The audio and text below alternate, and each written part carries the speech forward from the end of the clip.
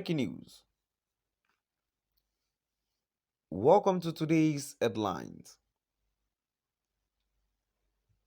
As Buhari begs world leaders to forgive Nigerians' debt, two other talking points. As Buhari begs world leaders to forgive Nigerians' debt, two other talking points. To my dear listeners, from wherever you're listening from, please stay tuned as I read today's news.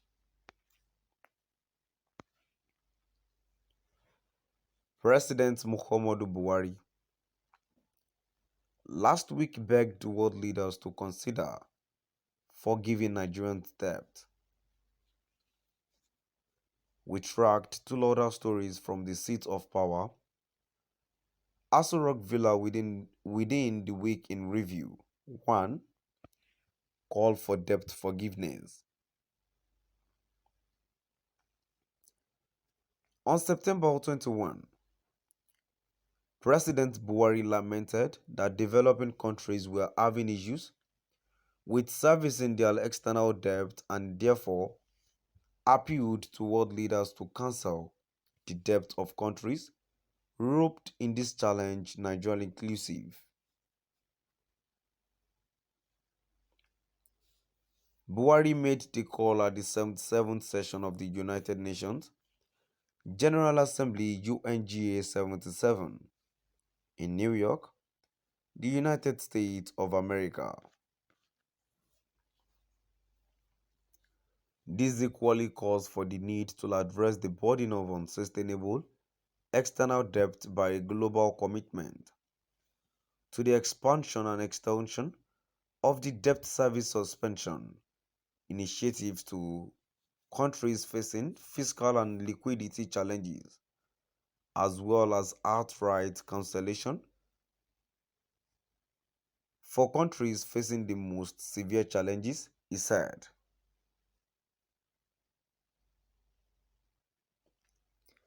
With governance being a continuous process, Buhari may have tacitly admitted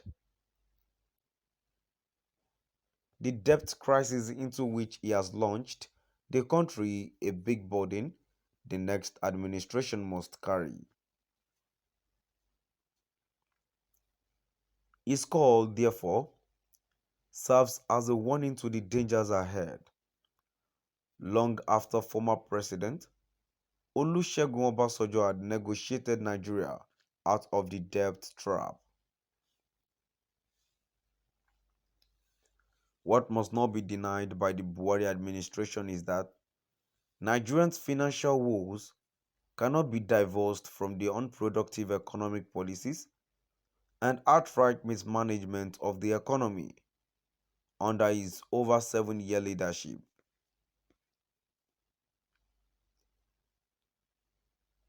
According to the Debt Management Office, DMO, in the second quarter of the year,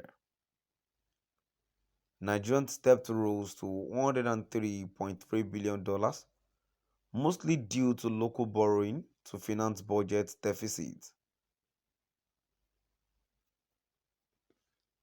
The unsustainable debt incurred by Buhari cannot be regarded as a sad legacy if truth must be told. Indeed, the possibility of him repeating the feat achieved by the then Olusegun Obasanjo administration in 2005, which saw Nigerians' external debt cancelled, is slim. This is ugly reality he and Nigerians must embrace. Two other talking points: presidential commendation for NDLEA.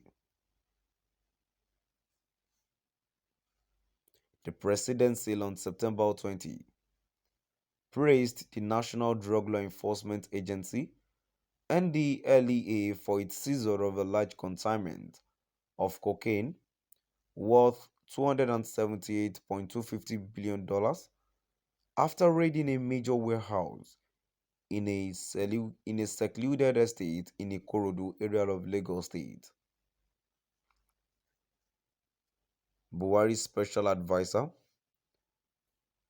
on media and publicity, Femi Adesina, in a statement quoted him as saying, "I deeply appreciate the work that you have put into the eradication of the drug menace. The Buba Marwa-led NDLEA deserves the commendation from Buhari. The seizure, nonetheless, shows that despite the tremendous efforts of the agency, illicit drug business is still very much alive in the country. The commendation should therefore serve as a strong motivation for the Mawal team, as they cannot afford to slow down in the fight against drug traffickers. This calls for Buhari to continue to provide the agency with everything needed in this national assignment." 3. Dealing with corruption in Africa. On September 24, President Buhari challenged African leaders to rid their countries of corruption.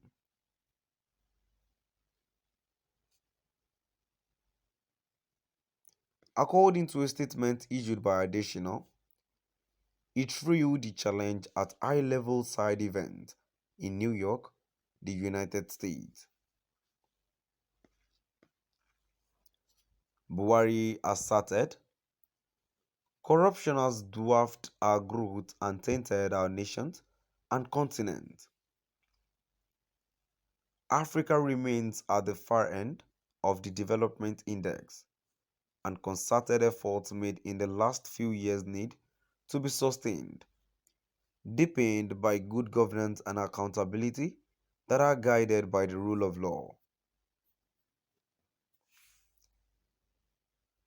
It is no brainer that corruption has battered many African countries.